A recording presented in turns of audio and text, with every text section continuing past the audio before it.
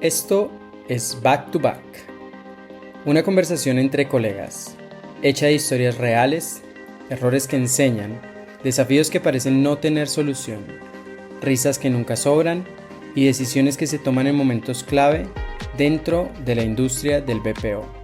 Hola a todos, ¿cómo están? Bienvenidos a Back to Back. ¿Cómo estás, Will? Estoy bastante emocionado y contento hoy.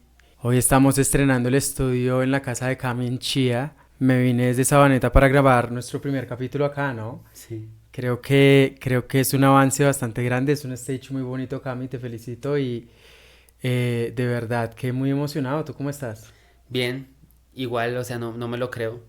Esta idea nació en el mes de febrero, algo muy amateur. Nosotros, de una manera muy empírica, como todo lo que hacemos en nuestro día a día, pero ha sido una experiencia chévere, nos ha traído hasta este momento. Creo que es una oportunidad irrepetible en la vida para poder compartir conocimiento y esto me ha gustado demasiado la experiencia, Will, la verdad. Creo que nos embarcamos en algo bastante bonito y es una misión filantrópica Mm.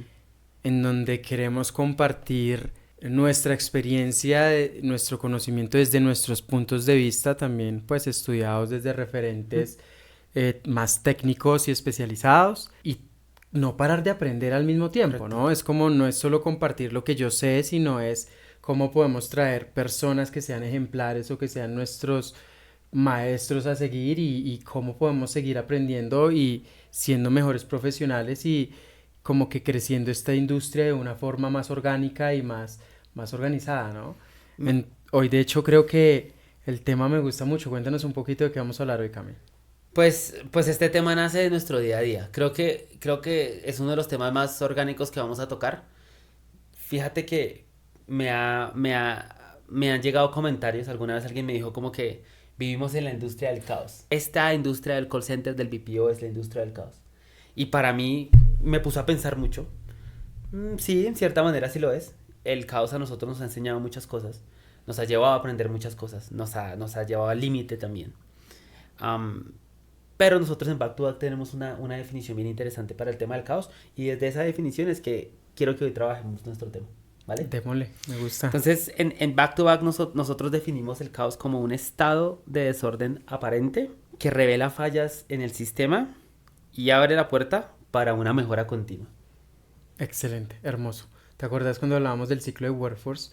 Que nosotros siempre le sumamos la mejora continua, La mejora el continua. continuous improvement, y yo creo que tú lo decías, el caos nos ha enseñado y lo hemos hecho todo de forma empírica y de pronto también por eso a veces nos golpeamos tan duro, ¿Mm?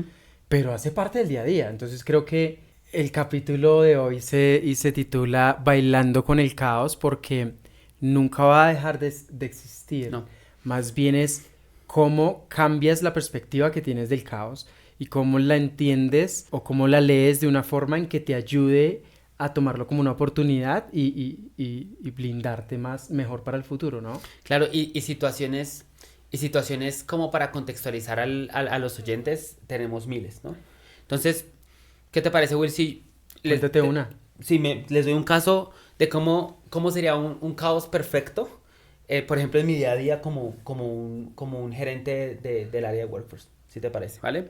Entonces, yo mientras que estaba pensando en la preparación de este capítulo, mira que pensando en el caos del día a día, me puse un simple ejemplo y es, estamos understaff, ¿sí? No tenemos la gente suficiente para poder suplir la necesidad del cliente.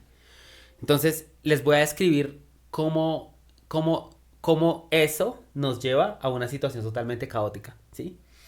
Entonces, no sé, llegamos cualquier día de la semana y nos damos cuenta de que los niveles de servicio del cliente están por debajo. Se supone que nosotros habíamos hecho una planeación prolija para poder llegar a cumplir la necesidad o satisfacer la necesidad del cliente, pero no lo estamos haciendo. Nivel de servicio por allá en 50%, nos empezamos a indagar, vamos con los real time diciendo, no, es que no hay gente, estamos mirando los niveles de ausentismo, el ausentismo está en 30%, no estaba esperado, había un pronóstico del 15%, aparte de eso hay un poquito más de tráfico de volumen, tenemos 15% más de tráfico de volumen, teníamos un montón de entrenamientos planificados para una cantidad de agentes que tenían que tomarlo sí o sí. Aparte de eso, el cliente, este es un nuevo producto que está lanzando el cliente. Entonces, había toda una planeación para absolutamente nada.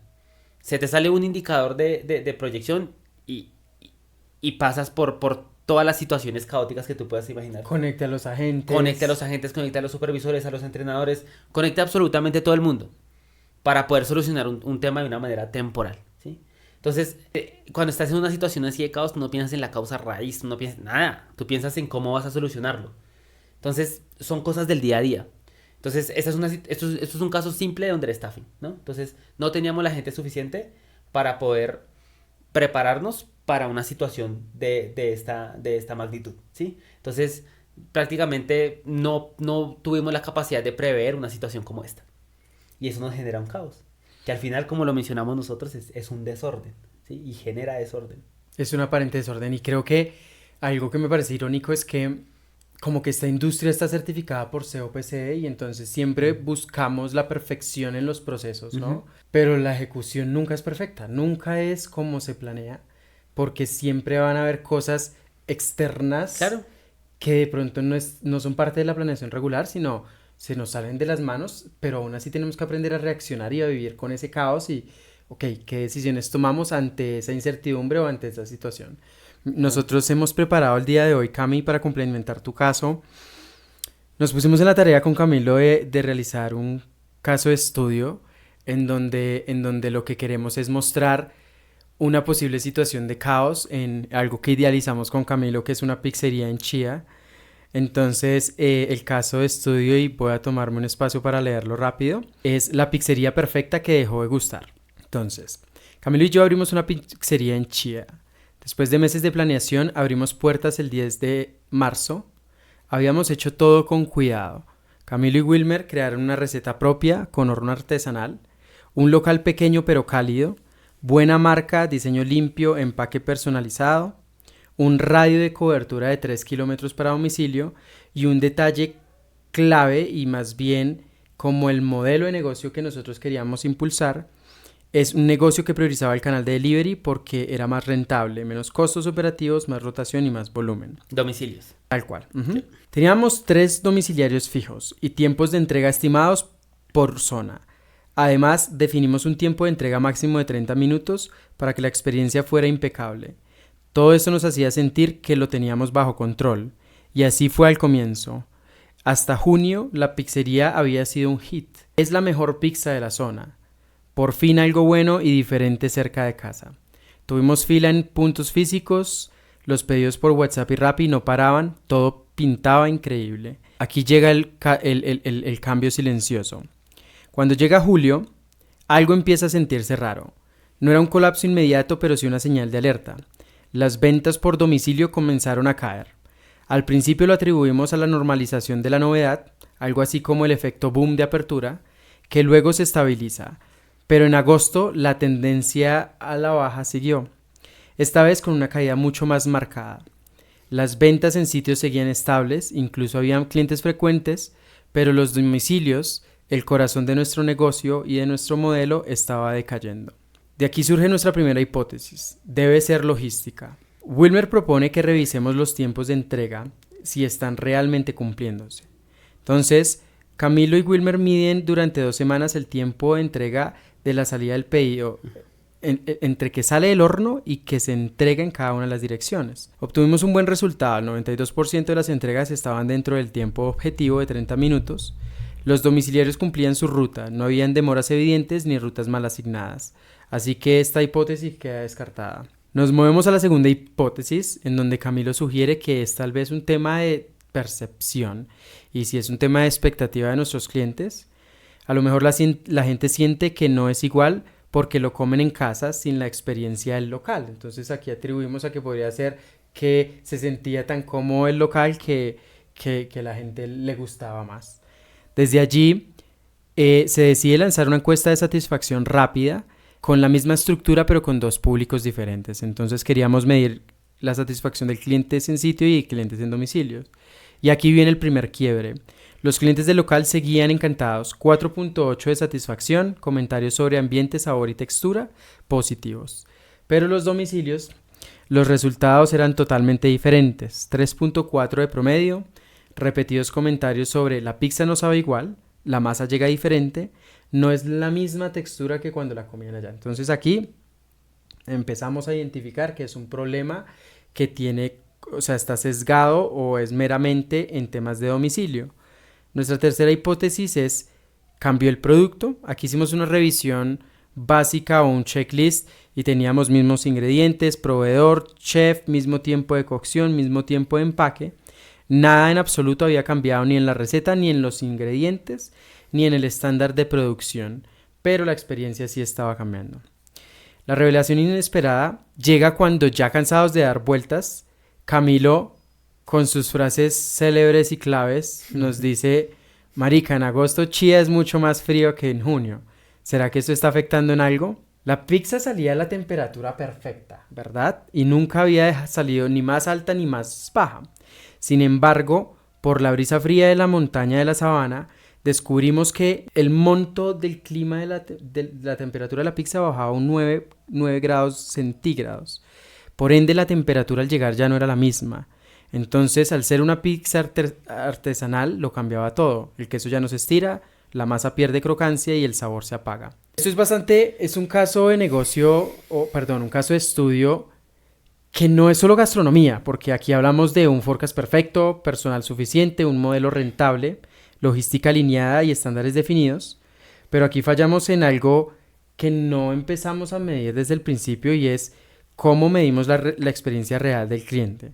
Fallamos en considerar variables externas, Cami, y fallamos en suponer que si el proceso estaba bien, el resultado también lo estaría. Entonces, yo creo que este caso, y cuando lo construimos, es porque, si bien hablamos de una pizzería de Cami y Wilmer en Chía, esto es algo que sucede en Workforce, claro. Esto es algo que sucede en la industria del contact center. Y nos dimos cuenta que a veces este tipo de situaciones llegan de una manera silenciosa, llegan de una manera que no te das cuenta, no lo ves venir, y pasan y te genera esta situación de caos, este desorden que no entiendes por dónde lo vas a iniciar a solucionar, y se relaciona mucho al mundo del BPO, ¿no? Entonces aquí algo muy, muy importante, y lo quiero leer, y es que si no lo medimos, lo normalizamos, y si lo normalizamos, pues obviamente perdemos, ¿no? Entonces, importante la aplicación. Entonces, me encanta el caso de Estudio Will.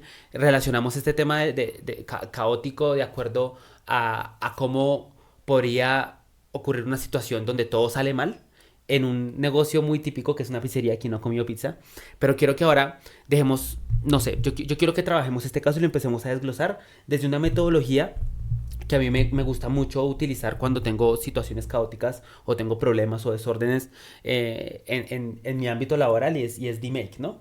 Entonces, rápidamente, para los que no saben qué es DMake es una metodología estructurada para la mejora de procesos, ¿sí? Y pues para los que conocen el tema van a saber que esto se utiliza mucho en Six Sigma, ¿no? Entonces, por sus siglas en inglés, DMake significa Define, Measure, Analyze, Improve and Control. DMake, ¿no? En español cambia un poquito, que sería definir, medir, analizar, mejorar y controlar, ¿no? Mejorar e improve sería la letra que estaría cambiando, ¿no? Entonces, nosotros, por nuestra experiencia en el día a día, trabajando con tantas situaciones donde tenemos que tratar de buscar controlar un resultado, y cuando no pasa, pues podemos emplear tipos de metodologías estas que en este momento, pues para las personas que no conocen, puede sonar como rocket science, ¿sí? Como algo supremamente complicado, pero no. Entonces, ¿qué te parece, Will, si vamos por cada una de las facetas de DMake y lo vamos asociando al caso de estudio, ¿vale? Me parece perfecto. Como para contextualizar a la gente y pues aplicar esta metodología que nosotros en el mundo del BPO nos funciona mucho, nos sirve mucho, nos ayuda mucho a una situación cotidiana de una pizzería que de un momento a otro empezó a tener situaciones complicadas de acuerdo a sus ventas, ¿vale? Entonces la primera faceta es definir. ¿No? Que es define, ¿no? Entonces aquí lo que queremos hacer es identificar claramente el problema, ¿sí? Entonces, ¿cómo vamos a arreglar algo si no sabemos cuál es el problema? Entonces aquí tenemos que entender primero qué es lo que queremos mejorar, cuál es el alcance y quiénes son los stakeholders, es decir, quiénes son las personas, áreas o personajes involucrados dentro de lo que queremos definir. Si lo ponemos al ámbito de la pizzería, Will, ¿cuál sería en esta fase de definición nuestro problema? Pues acá, y yo quiero hacer un paréntesis antes de responderte, y es, parece muy obvio, pero muchas de las veces que se está presentando una situación operativa, es como que estamos simplemente como en modo, tenemos que arreglar algo, pero no nos es tan claro qué es ese algo y qué es la variable. En el caso de la pizzería, teníamos una medición específica que eran las ventas. Entonces, al determinar que las ventas están cayendo, entonces ya identificamos o definimos qué es lo que queremos entender o solucionar, que en este caso pues era el detrimento en las ventas para el segmento de domicilios. Ok, listo, perfecto. Entonces, ahí ya, al menos ya definimos cuál es el problema, ¿sí? Sabemos. Todavía no sabemos qué causa el problema, pero al menos sabemos cuál es el problema que tenemos que solucionar. Perfecto. Importante. Este es un error que siempre cometemos nosotros. Tratamos de solucionar problemas y ni siquiera sabemos cuál es el problema. Esto pasa muy de seguido. Es más común. Es más común de lo que nosotros pensamos. ¿Listo? Entonces, listo. Vamos a la segunda parte, que es, ya fuimos por definir, ahora vamos a medir, ¿no? Entonces, en esta fase de medición, ¿qué hacemos? Recopilar datos. Y ahí queremos entender comportamientos de procesos, qué datos son relevantes, qué datos nos importan, qué datos no nos importan, y vamos asociando estos datos a nuestro problema, ¿no? Entonces, en este caso, por ejemplo, de la pizzería, Will, ¿cuál sería la fase de medición? Hubo un par de hipótesis, pero entonces la primera fue medir el tiempo que duraba en llegar la pizza desde que sale del horno hasta que llega a la casa. Y entonces en esta primera hipótesis encontramos que el 92% de los casos se estaban cumpliendo. La siguiente hipótesis fue, tenemos que entregar o entender la satisfacción de mi cliente, entender la voz del customer, ¿verdad? Y es, midámoslo desde el sitio, desde el local, versus cómo está en los domicilios. Claro, con una simple encuesta. Y ahí, eso fue lo que medimos. Y de ahí se desprenden datos que luego nos saltan al tercer punto, y es, ya con la variable analizamos. Exactamente. Cuando entramos ahora en la faceta de análisis, esto es súper importante porque aquí en el análisis es donde vamos a saber cuál es la causa raíz del problema, ¿vale? ¿Por qué? Porque sabemos cuál es el problema que queremos solucionar, perdón. Tenemos ya data que nos va a llevar hacia entendimiento de ese problema, y esa data nos va a llevar a hacer unos cuestionamientos para llegar a la causa raíz. Aquí se utilizan, si nos metiéramos un poquito más profundos en términos de Six Sigma y metodologías de definición de problemas o de causa o de búsqueda, y tanto de búsqueda como encontrar la causa raíz de un problema, pues tenemos muchas situaciones, ¿no? Entonces, por ejemplo, aquí podríamos aplicar una simple técnica como los 5 porqués, ¿sí? Entonces, ¿por qué ocurre el problema? Bueno, ¿y esto por qué? ¿Y esto por qué? ¿Y esto por qué? Hasta que nos lleve a un lugar donde ya no podemos reducirlos más ok, listo. Ese es el inicio de todo lo que está pasando, ¿no? Entonces, en la fase de análisis tomamos los datos y por medio de ellos los interpretamos para entender cuál es la causa raíz del problema, ¿no? Que esto es una faceta muy, muy importante. Entonces, en la pizzería, Will, ¿cuál sería esa faceta de análisis? Entonces, el identificar que el impacto sí estaba sesgado o estaba meramente enfocado a los deliveries. Claro. Que no era un problema de la producción, de los ingredientes, de la receta misma, porque era exactamente lo mismo que se utilizaba en el local versus en los domicilios, y que había un algo que teníamos que determinar que era externo a la información que ya teníamos. Claro. Entonces, eso fue en primera instancia lo que logramos analizar, ¿verdad? Pero entonces, aquí pues analizamos ya factores externos. Los factores internos definimos con la encuesta que no eran los que nos estaban afectando. Y acá sale Cami con su cabezazo de que era un problema de que era más frío Chía en julio y en agosto. Entonces, pues eso nos llevó a analizar una tercera variable que no estábamos analizando. ¿Y sabes por qué me parece esto importante? Porque en esta fase de análisis, nosotros queremos encontrar la causa raíz del problema a través de los datos. Como ya lo había mencionado, no quiero ser muy reiterativo con el tema, pero importante este tema. Creo que estaba implícito en la manera como tú expusiste el caso, pero importante. Cuando tú y yo estábamos desarrollando este caso, Will, nos aseguramos de que tomáramos absolutamente todas las variables para poder montar una pizzería, ¿no? De hecho, se hizo un estudio bien profundo cuando estábamos desarrollando el caso. Entonces, nosotros no sabemos cómo hacer pizza, nosotros no sabemos cómo atender a un cliente, nosotros domiciliarios no somos. Entonces, ¿qué hicimos? Nos llenamos de diferentes tipos de personas expertas en cada una de las áreas para que nosotros sí sabemos manejar gente. Entonces, para poder llevar ese objetivo. Entonces, importante acá, porque miramos todas las variables posibles. Hicimos la encuesta de satisfacción, medimos los tiempos y revisamos ingredientes, revisamos nuestro personal, o sea, tratamos de entender de todos los aspectos que nosotros creemos que estaban bajo control, encontrar un planteamiento para el problema, para la causa raíz del problema. Pero aún así no lo encontramos. Entonces, ¿a qué nos llevó eso, Will? A buscar lo que tú decías ahorita, factores externos. Pero eso pasa en la faceta de análisis. ¿Por qué? Porque resulta y pasa que nosotros llegamos a los factores externos porque la data que nosotros teníamos de todo lo que era posiblemente medible no nos llevó a la causa raíz del problema. Pero sí nos acercó. ¿Por qué? Porque por método de eliminación supimos que los ingredientes no eran, el domiciliario no era. ¿Sí me hago entender? O sea, había muchos factores que no habían cambiado y eso nos llevaron a analizar y a entender de que esto es otro a evaluar otras alternativas, otras posibilidades. Correcto. Entonces, para mí, todas las facetas del DMake son muy importantes, pero esta de analizar, para mí es fundamental tomarse el tiempo y hacerlo de la manera correcta para poder lograr el objetivo, que es llegar a la causa raíz del problema, para así entender cómo lo podemos solucionar. Y él nos lleva a la siguiente fase, que es improve, mejorar. Y aquí es donde empezamos a desarrollar una serie de estrategias para poder solucionar el problema. Entonces, ¿qué soluciones se pueden aplicar? Es la primera pregunta que nos tenemos que hacer. Se pueden hacer pruebas piloto. Esto pasa mucho. En la industria pasa mucho, Will, que nosotros, el HT, es un ejemplo súper rápido. El average handle time, el tiempo que se demora un asesor en llamada. Empezamos, no, hay que bajarlo. Bueno, listo, empezamos a hacer pilotos y bueno, listo, si utilizamos otra rúbrica de QA, si utilizamos tal vez otra metodología, miramos la herramienta, miramos un montón de cosas que nosotros podemos tal vez tratar de hacer para poder reducir un HT. Y obviamente en esta faceta de mejora o de llevar el resultado hacia su meta, es donde nosotros empezamos a ejecutar posibles soluciones.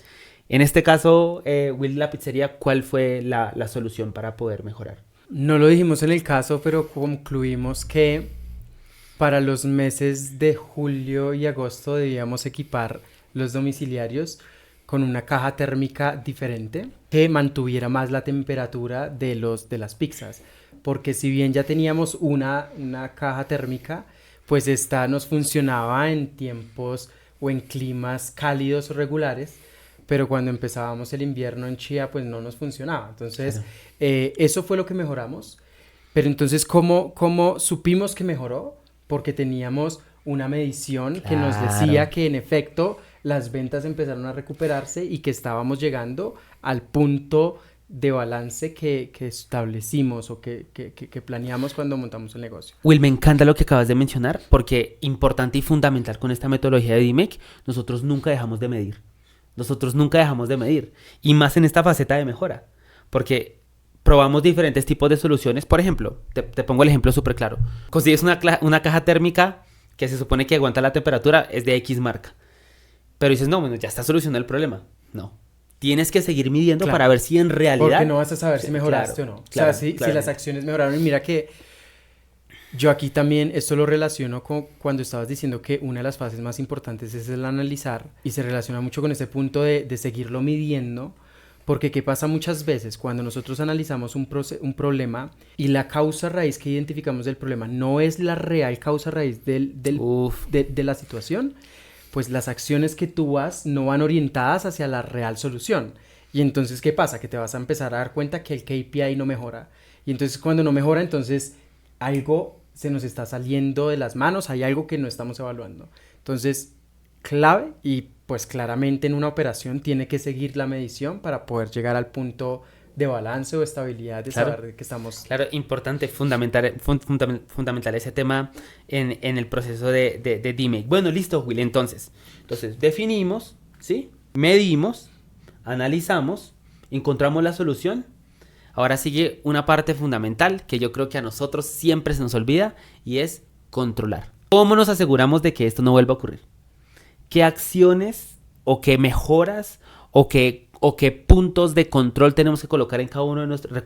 Recuerden que DMake es una metodología de mejora de procesos. La pizzería, en su ámbito del domicilio, es un proceso como tal. Es un proceso separado, ¿sí? Entonces, DMake, al ser una metodología de mejora de procesos, a nosotros, obviamente, nos interesa poder controlar esa mejora de proceso, ¿no? Entonces, importante cosas para tener en cuenta en la fase de control, ¿no? ¿Cómo garantizamos que no se vuelva a repetir el problema? ¿Sí? Se establecen controles y alertas e indicadores que nos den señales para cuando algo se está empezando a salir de control. Y lo último, pues, que es muy importante, se entrena el personal y se documentan los cambios. Algo que nosotros hacemos todos los días es, como tú lo mencionabas al inicio, con temas de tecnología, con toda la aceptación que nosotros hemos tenido en pro de la tecnología, todo es muy cambiante. Y en esta industria del BPO, que yo sé que vamos a hablar de esos temas más adelante, es cómo el cambio es tan constante, a veces nos olvida mucho documentar, ¿no? Entonces, como se nos olvida documentar, muchas veces el conocimiento se pierde, ¿no? Entonces, cada mejora que hagas, cada proceso que haya sido exitoso y los que no, tienes que documentarlo, ¿sí? ¿Por qué? Porque lo que no mides, no lo controlas, y lo que no controlas, se pierde, ¿vale? ¿Y cómo consideras tú, Cami, que se documenta? ¿Qué es documentar? O sea, ¿es enviar un correo diciendo estas son las acciones que se tomaron y este es el resultado? ¿O es enviar un acta? ¿Cómo consideras tú que es un buen proceso de documentación? Yo creo que se hace a través de metodologías de comunicación asertiva, ¿no? Entonces, me parece muy bien. Un correo para documentar minutas de llamadas, reuniones importantes y relevantes donde se encontraron hallazgos, escribirlo o grabarlo o que haya una organización, un repositorio de información, siempre va a ser muy útil, ¿sí? Muchas veces nosotros creamos soluciones para temas y vemos que hay otras personas que tienen el mismo problema y empiezan desde cero. Pasa mucho en la industria. ¿Pero es por qué? Porque nosotros no tenemos una cultura de transferencia de conocimiento. Entonces, controlamos y documentamos a través también de la transferencia de conocimiento. Entonces, puedes dejar minutas, puedes hacer SOPs, que son Standard of... ¿Cómo es? Standard Operational Procedure. Standard Yo Operational soy Procedure. amante de los SOPs. Exactamente. Y eso es súper bueno. Eso es súper bueno. No, que pasa que yo tengo me pasó de hecho hoy. Un analista se me acercó y me dijo, no, Cami, mira, siempre vienen y me preguntan lo mismo. Yo le digo, bueno, está bien. Dime, ¿tienes un SOP ya establecido? Como le dije, me dijo, no, Cami, no les puedes decir que un escrito está. No les puedes decir un escrito está porque no está escrito en ninguna parte. Entonces, sí, estamos estamos revolucionándonos diariamente en términos tecnológicos, pero lo que queda escrito, eso siempre va a ser positivo. Entonces, buena práctica, documentar. Documenta con correitos, documenta con SOPs, documenta con mensajes, documenta con grabaciones, documenta de alguna manera para que los hallazgos, los conocimientos, los puntos de control, todo lo que estás haciendo para que esto no se vuelva a repetir, sea de conocimiento público para los interesados en el caso. ¿Listo? Entonces, en la pizzería, Will, ¿cómo controlamos? ¿Cómo controlamos para que esto no vuelva a suceder? Pues yo creo que lo primero es identificando pues ya identificamos que hay una variable externa. Entonces, identificando qué posibles variables externas pueden afectar la satisfacción de nuestro cliente. Identificando o mapeando un SOP de retroalimentación de cliente o seguimientos periódicos que nos permitan entender si las acciones que estamos tomando nos están llevando al resultado que queremos o no. Entonces, yo creo que esa es la forma de controlar el resultado en la pizzería. Y Cami, yo quiero que concluyamos este caso y amarrándolo con el tema principal de nuestro podcast es, finalmente, y después de toda esta enseñanza, ¿cómo relacionas tú o cómo crees que finalmente naveguemos con el caos? ¿Cómo se logra eso? Yo creo que hay que entender de que el caos no es una excepción. El caos es una norma en el BPO y en cualquier negocio. Mira, eso lo mostramos con una pizzería. Si usted tiene una ferretería, si usted tiene un negocio de mazamorra, si usted vende huevos, si usted tiene lo que sea, un galpón, una finca, lo que sea. Una industria empresa, de miles y miles de empleados. Sí. Will, mira que yo últimamente, pues, como diversificando un poquito más mi conocimiento, he empezado como a escuchar diferentes experiencias de empleados de otras empresas, ¿sí? Entonces digo, hay empresas, por ejemplo, aquí en Colombia muy grandes, que una metodología así no la conocen. Entonces, hay muchas empresas que recopilan muchos datos para absolutamente nada, ¿sí? Entonces, importante tener aquí en cuenta, Will, de que este tipo de cosas ocurren en todas las empresas, ¿no? Y que el caos es una norma. ¿Por qué? Porque nosotros no podemos controlar el futuro. Hasta los mejores planes pueden irse por debajo, ¿no? Eso es un tema súper importante. Otro tema súper importante, Will, es tener puntos de control, no solo indicadores. Vuelvo al tema del real time, del BPO. Tenemos el service level, tenemos el ausentismo, tenemos el HT. Ahí tenemos los indicadores bonitos, ¿no? Pero lo importante es ver qué puntos de control nosotros estamos teniendo para esos indicadores, ¿sí? O sea, estamos analizándolos, regreso otra vez al punto. Estamos analizando toda esa información en puntos de control, en rituales de conocimiento para poder nosotros, ¿sí me entiendes? O sea, tener un entendimiento real de lo que esos indicadores están diciendo, importante.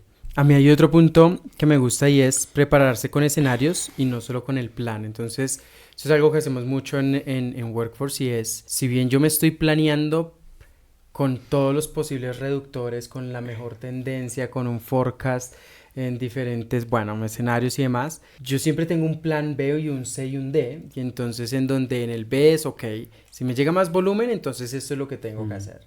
El C es, ok, si el ESG se aumenta o el ausentismo se aumenta y la capacidad me baja, entonces estas son las acciones que tomar. Y de repente hasta llegamos a tener un all hands on deck que es nada de lo que se planeó está pasando, tenemos que tomar acciones asertivas para pegarle a cierto KPI. Entonces creo que es parte del proceso entender que puede haber un posible error en lo que planeamos y entonces es tener planes estratégicos y como que orientados a mitigar ese riesgo, un plan de mitigación de riesgo, ¿verdad? Y aquí hay otra que me pareció bastante válida y es decidir rápido pero no impulsivo. Entonces esto sucede entendiendo la prioridad de mi negocio, ¿verdad? Entonces yo puedo decidir rápido cuando tengo datos y cuando entiendo cuál es la prioridad y mi orientación hacia qué debe ir, ¿verdad?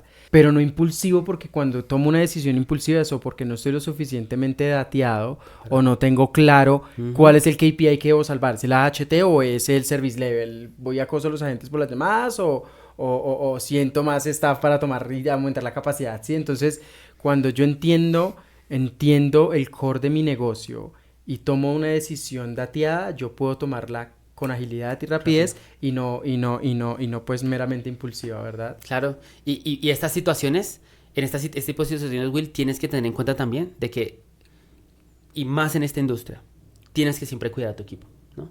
Ellos son los que ejecutan, ellos son los que usualmente te ayudan a encontrar las soluciones para los problemas que se llevan a cabo todos los días, son el frente de batalla. Y tienes que cuidar a tu equipo, ¿no? Entonces ¿cómo haces una buena mezcla entre cultura y emoción por este tipo de situaciones, ¿no? O sea, es un tema súper complicado. Para esto podríamos hacer hasta un podcast entero nosotros. Pero entonces, ¿cómo los puedes contagiar a ellos también de una cultura bueno, el caos es una norma, el caos es una constante en este tipo de industria, pero entonces tomémoslo con una emoción positiva, ¿sí? Hagamos una buena mezcla de esas dos, pues para poder salir a flote en estas situaciones. Y como último, y yo creo que es algo totalmente increíble que nos regala el caos a nosotros, y es un aprendizaje continuo, ¿sí? Y no quiero indagar mucho en el tema, pero importante esta frase que alguna vez alguien me regaló. No tengo clara la persona que me la regaló, pero me lo dijo, y me disculpan mi francés, pero es: del mierdero sale la oportunidad, ¿no? Entonces, usualmente el caos te va a generar oportunidades para que tú puedas solucionar un problema, salir a flote, encontrar soluciones, probarte bajo fuego, ¿no?